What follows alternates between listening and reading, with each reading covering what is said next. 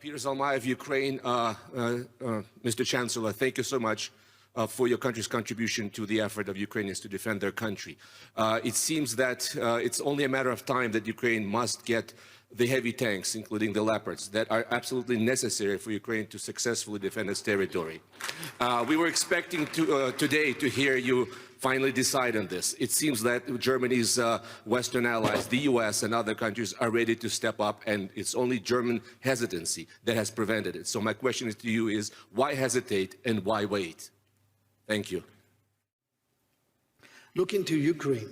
As I mentioned already in my speech, and I will repeat it again, Germany is between the biggest supporters. Yes, the United States are doing the most, and this is not really surprising because I think they invest $800 billion into their defense budget.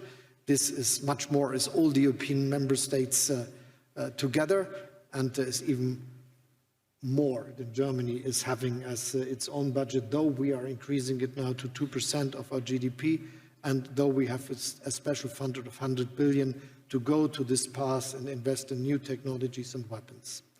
But we decided very early to change our political strategies. We are not just supporting Ukraine with financial means, with humanitarian aid, but also with a lot of weapons. And if we look at that, we are between the ones that are doing the most. The United States are the number one, obviously, because of this, what I said, but the next are the United Kingdom and Germany. And we will continue to be this big supporter. As you know, we decided that we will supply not just weapons, but those who are very effective.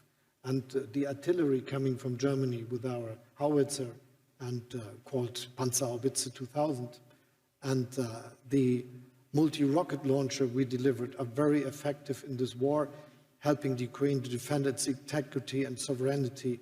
And you should, or you realized that it's only the United States, UK and Germany that delivered a multi-rocket launcher so far, and we will continue to do so.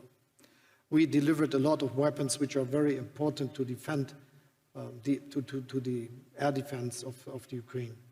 It's the flak tank Leopard and the munition necessary for that, and we continue to do that. It's smaller weapons, but it's also the very famous IRIS-T system from Germany, which is having a nearly 100% effectiveness in getting down missiles sent by Russia to destroy Ukrainian houses, streets, railroads, and energy production sites. And we will continue to this. I think many people thought this is possibly the best to get, and we will increase the production with our industry to deliver more of that. And most recently, we decided together with the United States, and we're very much aligned with our French friends, that we will deliver similar weapons, which, as I already mentioned, the Bradley from the United States and the Marder from Germany. And this is the strategy we have, that we are strategically interlocked together with our friends and partners, that we are working together with them, that we are discussing with them, and that we are never doing something just by ourselves, but together with others, especially the United States, which are very important in this common task to defend the Ukrainian independence and sovereignty. As I said in my speech, we will continue to do this as long as necessary.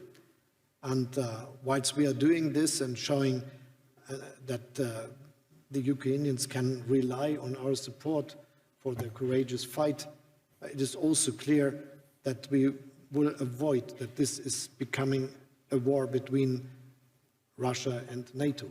I think this is something which is also the view of the Ukrainians, as far as I understand with all my talks, and we will continue to be active in this way to do this. My willingness, the willingness of Germany, the willingness of the European Union and all the supporters of the Ukrainian nation is that they will be able to become an independent, free, democratic nations which will go the way to the European Union and will join it. And this is what we do.